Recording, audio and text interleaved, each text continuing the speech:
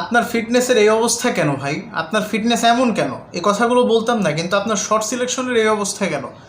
এক বলে 7 রান লাগে, একটা 6 মারতে হবে বাংলাদেশকে। সুপার সেমি কি বলে এটাকে, সুপার ওভার পেতে হলে একটা 6 মারতে হবে, অর্থাৎ একটা 6 মারলে ম্যাচটা ড্র হবে এবং সুপার ওভার হবে। আপনি এটা কি ধরনের শট সিলেক্ট করতে গেলেন ভাই? এ ধরনের শটে তো হর হামেশা 6 হয় না। আশ্চর্য হয় লেগে খেলবেন, না হলে অফে খেলবেন, না হলে স্ট্রেইটে খেলবেন। এটা কোন ধরনের? এটা কি আপনি চিল মোডে আছেন নাকি? এক বলে 7 রান লাগে, আপনি এটা কি? আপনি তো সূর্যকুমার যাদব না, আপনি তো এবি ডিভিলিয়ার্স না। তারা হলেও বোধহয় এই মোমেন্টে এই শটটা সিলেক্ট করতো না।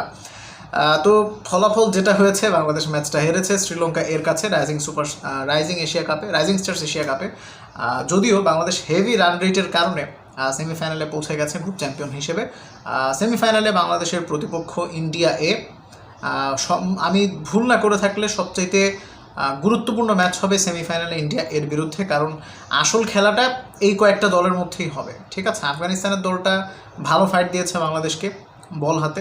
ভালো বোলিং কোয়ালিটির বিপক্ষে এই দলটা কেমন করে সেটা আসলে দেখার ইচ্ছা আছে আমার, এবং দেখা যাক ইন্ডিয়া এর সাথে বাংলাদেশের এ কেমন করে। তবে ইয়াসির আলী চৌধুরী রাব্বি ভাই ন্যাশনাল টিমেও খেলে গেছেন, রাইজিং স্টার্স এশিয়া কাপে খেলছেন, তরুণদের একটা দল। আপনাকে এখানে দেখতে এত বুড়া মনে হলে এটা ডেফিনেটলি সমস্যা। এই কথাগুলো কেন বলছি? আপনার ফিটনেস নিয়ে আপনি আমার মনে হয় না কাজ করেন।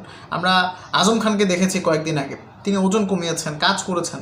তা আপনি দিন দিন আজম খানের থেকেও বেশি হয়ে যাবেন মনে হচ্ছে দেখে আর কি। আপনাকে বডি শেভিং করাটা ঠিক না, তবে একজন ইন্টারন্যাশনাল ক্রিকেটারের আসলে ফিটনেস নিয়ে কাজ করা দরকার। যেহেতু আপনাদের পেছনে ইনভেস্ট করা হচ্ছে, এত ইনভেস্ট করা হচ্ছে, সেটার কিছু প্রতিদান তো আপনাদের দেওয়া উচিত। অ্যাটলিস্ট ডেডিকেশনটা তো দেখা উচিত, ভিজিবল হওয়া উচিত। এমনিতেও আপনার ফেসবুক চালানো নিয়ে আমার যথেষ্ট সমস্যা আছে। আপনি কেউ 50 করলে মানে একটা 8-10টা নর্মাল ফেসবুক পেজের মতো মানে হয়তো ইনকাম আসে, ডলার চলে আসে।